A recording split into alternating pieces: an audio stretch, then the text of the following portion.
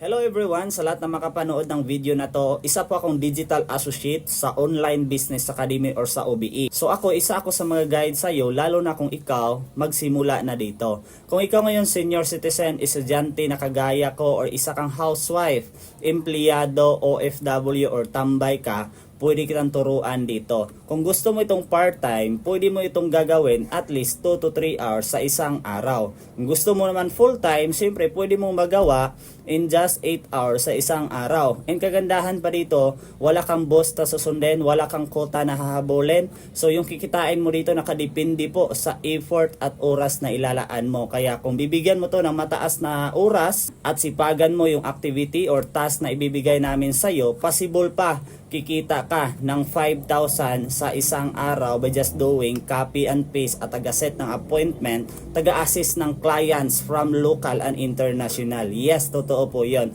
Ang kailangan lang natin dito, hindi natin kailangan na merong requirements, hindi din kailangan na magpasa ka pa ng mga resume or biodata or ibang requirements na hinihingi kapag ikaw mag-a-apply ng isang trabaho. Isa sa need, cellphone, stable internet connection, and yung account ID. Sa tatlo na to, kapag meron ka na, pwede ka na ma-qualify dito. Ito ay pwede sa mga 18 years old to 65 years old.